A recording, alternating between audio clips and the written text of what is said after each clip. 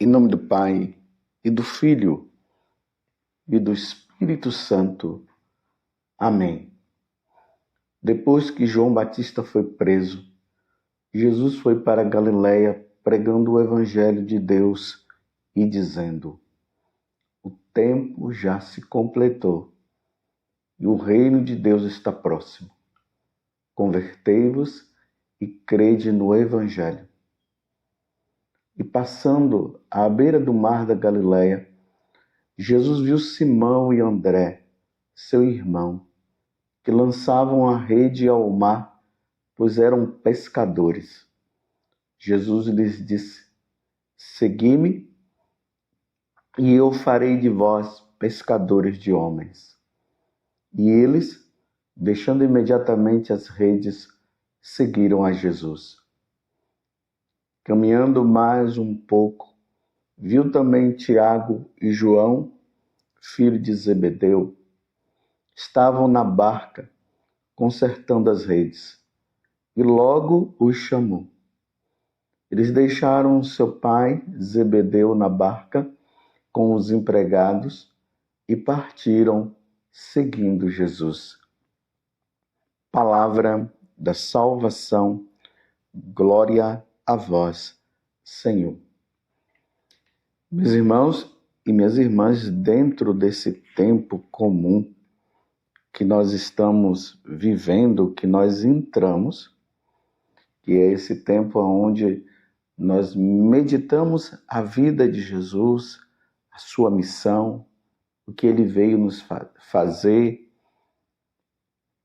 a salvação que ele veio oferecer, o caminho que ele aponta para que nós possamos caminhar. Estamos no terceiro domingo do tempo comum. Como eu falo sempre para vocês, para você também, o domingo é um dia muito importante. Nós deixamos todos os nossos afazeres para participar do santo e único sacrifício de nosso Senhor Jesus Cristo que acontece na Santa Missa. Nós deixamos os nossos afazeres e vamos participar, pois é preciso santificar este dia. E neste dia o Senhor nos alimenta com a sua palavra e com o seu corpo e com o seu sangue. No Evangelho de hoje, nós vemos Jesus praticamente dando início ao seu ministério, à sua vida pública. Agora ele se revela, agora ele começa a anunciar o reino. E aqui no Evangelho de São Marcos, que nós estamos, é o capítulo 1, do versículo 14 até o 20, nós vemos Marcos dizendo que João Batista havia falecido. Ou melhor, que João Batista havia sido preso. E uma vez que ele foi preso, e sabemos que depois da prisão de João Batista, ele foi morto. E aí Jesus começa a pregar o reino de Deus, a pregar boa nova. E ele começa com essa frase: o tempo já se completou e o reino de Deus está próximo. Agora, olha, ele faz um alerta: o tempo já se completou. O reino de Deus está próximo. Aí ele diz: convertei-vos e crede no Evangelho. A vinda de Jesus, ela tem como pano de fundo a conversão de todas as nações, a conversão de todos os povos.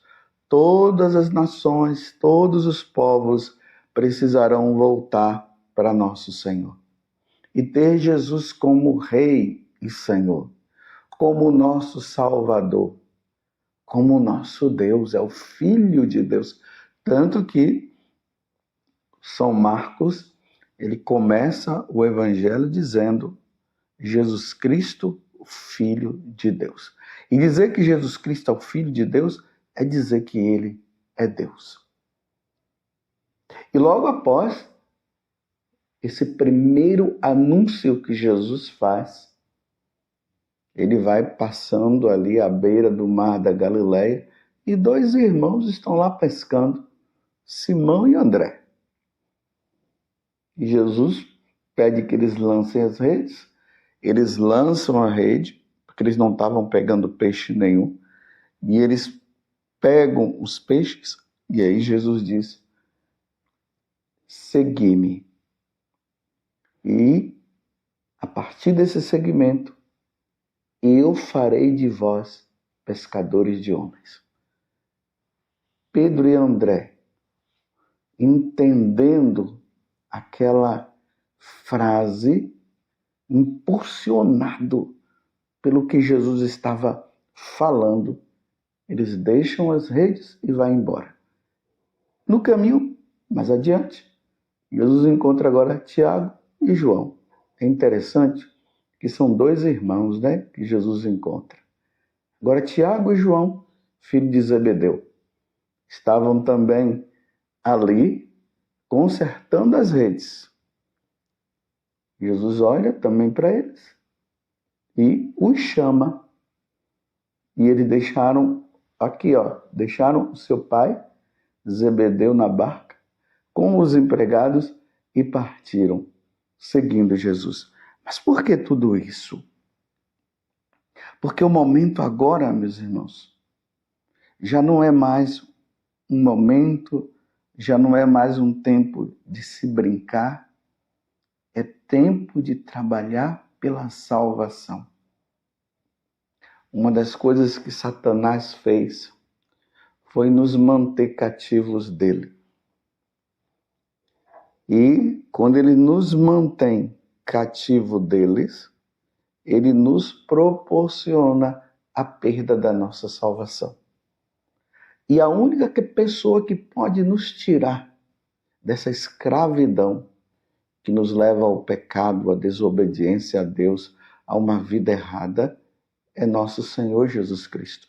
Por isso que quando chega a plenitude dos tempos, nosso Senhor vem para nos resgatar, para nos tirar das mãos de Satanás. E tudo isso vai acontecer quando ele morre na cruz. Primeiro ele nos prepara, anunciando, mostrando, nos convidando a sair do pecado, da vida errada. E depois ele se sacrifica. Ele se entrega, dando a vida por nós, e ali acontece a nossa redenção. Nós que estávamos, numa linguagem mais simples, para você entender, estávamos de mal com Deus, porque nós demos as costas para Deus. Aí voltemos lá para o capítulo 3 do livro do Gênesis, nós vemos como foi que isso aconteceu, a partir da desobediência de Eva, que depois ela levou Adão também, porque Satanás a enganou, e enganou também Adão, e os dois desobedeceram e perderam o paraíso. Então ali na cruz, Jesus nos concede a graça da reconciliação. Só que, uma vez que Jesus nos concedeu a graça da salvação, da reconciliação, da redenção, é preciso que nós demos a resposta. Se nós não dermos a resposta positiva de seguir nosso Senhor e ser fiel a Ele, acontecerá uma grande catástrofe na nossa vida. Em vez de nós irmos para vivermos com Jesus no céu, seremos conduzidos para o inferno. A perda total da felicidade, da convivência com Deus. E é isso que Satanás, ele faz. Assim como a missão de Jesus é nos redimir e nos salvar, a missão de Satanás é nos tirar de Deus e nos levar para a morte eterna. Você está entendendo o que é que está acontecendo quando Jesus fala desse tempo? Completou-se o tempo, é o tempo de mudança, é o tempo de se voltar para Deus, Interessante que na primeira leitura nós vemos isso. Jonas, ele é enviado por Deus para a cidade de Nínive, porque os habitantes de Nínive estavam numa vida muito errada, meus irmãos. Eles não queriam saber de Deus, embora até eles acreditassem em Deus. Porque aqui diz, né, que os ninivitas, eles acreditaram em Deus. Aqui nós estamos no capítulo 3, do versículo 1 até o 5 e depois o versículo 10 do livro de Jonas. E aqui diz que os ninivitas acreditaram em Deus. Então eles passaram a acreditar em nosso Senhor, em nosso Deus, a partir da pregação de Jonas. E a pregação de Jonas consistia apenas disso, que eles deveriam se converter e mudar de vida. Diante da pregação de Jonas, o rei, percebendo tudo isso, ele mudou de vida. E aqui é interessante, o rei mudando, os seus fiéis, né, os que pertencem ao seu reinado, acompanha também o rei.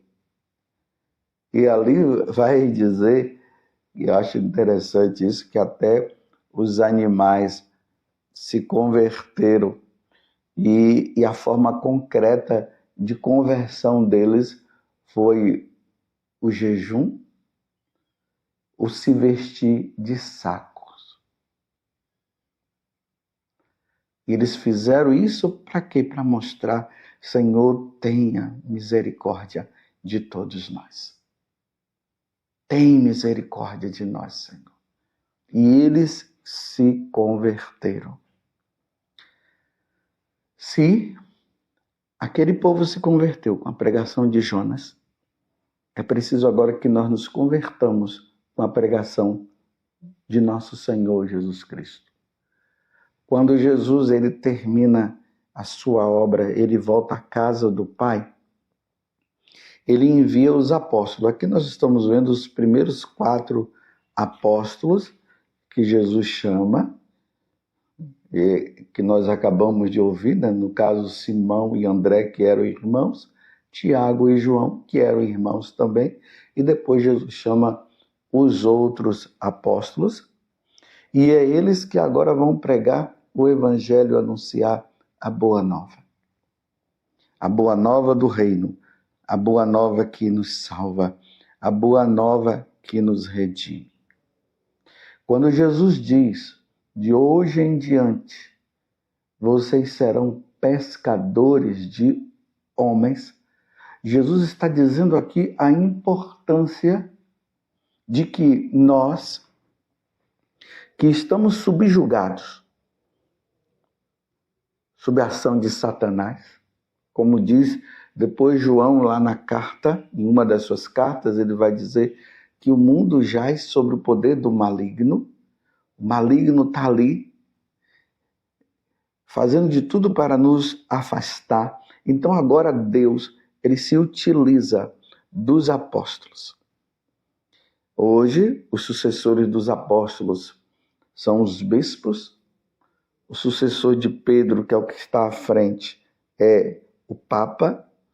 E os sacerdotes ali, que são os cooperadores dos bispos. E temos também ali os diáconos, que não podemos esquecer da missão grandiosa que eles têm. A missão nossa, meus irmãos, é de salvar almas. Nós estamos aqui, eu como sacerdote, o seu pároco, o seu bispo. A missão dele é de anunciar a obra de redenção e de salvação. Nós não estamos aqui para dizer que está tudo bem e está tudo maravilhoso e que Deus é misericórdia e que todo mundo no final vai se salvar. Sim, quem vai se salvar é aqueles que levarem uma vida santa, uma vida com Deus. Por isso que a igreja nos apresenta os mártires, os confessores, as virgens, os santos de um modo geral, que foram fiéis a Deus. E a igreja coloca eles como exemplo para dizer, olha, esses daqui se converteram com a pregação dos apóstolos, com a pregação dos bispos, com a pregação dos padres. E eles se convertendo, eles levaram uma vida santa.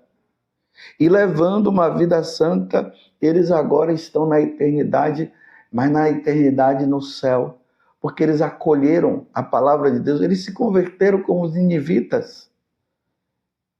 E levaram uma vida santa. Não é dizer assim que Deus está aí, a pregação está sendo anunciada e Deus está abençoando o pecado e pode continuar no pecado porque Deus é amor. Não, Deus não abençoa pecado.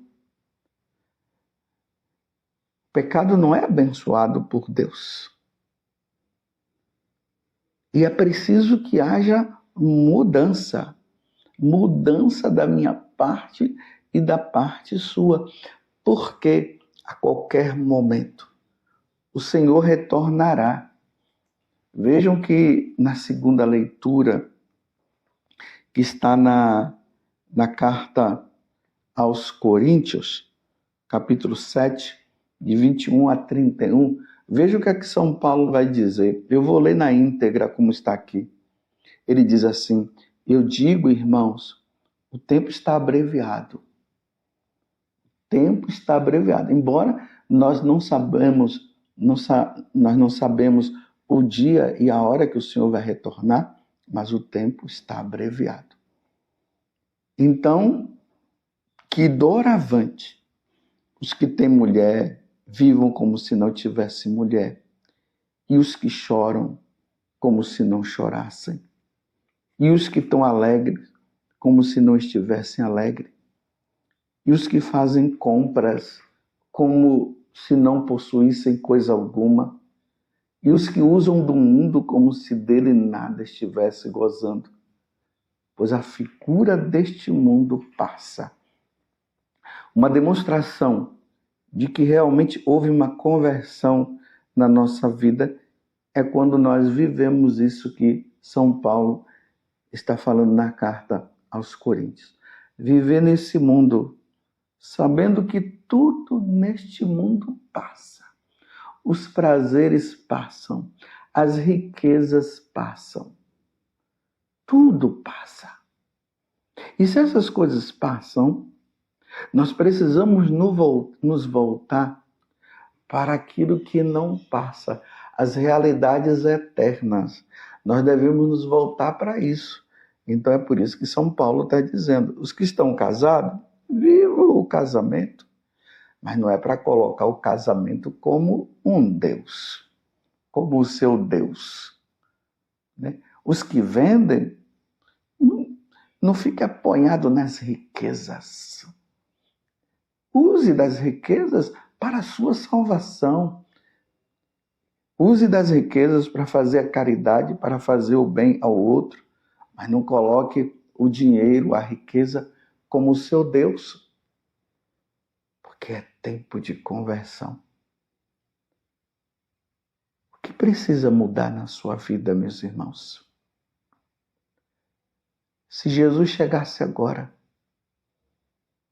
o que estaria pendendo para que você pudesse entrar no céu? Quando Jesus nos convida à conversão, Ele está dizendo, larga tudo, larga essas coisas e volte-se para mim, no caso, para Jesus.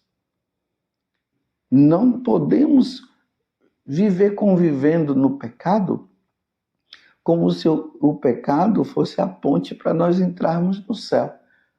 O pecado não é a ponte para nós entrarmos no céu. Pelo contrário, o pecado é a ponte para a condenação eterna e nós não podemos nos condenar. Por isso vamos levar uma vida santa? Como é que está o seu casamento?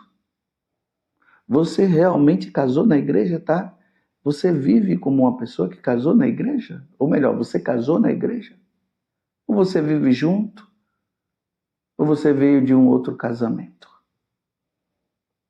E você? Tem ficado rico como?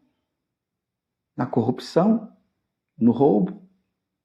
Pegando e roubando de outras pessoas e por isso você está aí com essa riqueza toda? Porque tudo isso vai passar e teremos que prestar contas a Deus. E essa vida desregrada na sexualidade? Está tendo relação sexual antes do casamento? E quando você está tendo relação antes do casamento, de que forma? É homem com homem, mulher com mulher? Tudo passa. Nós não podemos prestar contas a Deus. Nós precisamos levar uma vida de convertido. Eu disse que nós não podemos prestar contas a Deus, né? Prestar contas a Deus numa vida errada. Que todos nós iremos prestar contas a Deus. Mas a nossa vida, ela precisa ser uma prestação de contas na santidade. Como Santa Teresinha, como São Francisco de Assis, como São Francisco de Sales, como São João Crisóstomo, como Domingos Sávio, como Felipe Neri, como Santa Alice e muitos outros que prestaram contas a Deus e passaram e entraram na eternidade porque levaram a sério as suas vidas e se converteram. Se o convite de Jesus é esse, para nós nos convertermos e crermos no Evangelho, vamos nos converter e crer no Evangelho de nosso Senhor Jesus Cristo. Ó Virgem Santíssima, não permitais que eu viva e nem morra em pecado mortal. Em pecado mortal não hei de morrer. Que a Virgem Santíssima há de me valer. Valei-me, Virgem Santíssima. Louvado seja nosso Senhor Jesus Cristo, para sempre seja louvado, e a sua mãe, Maria Santíssima.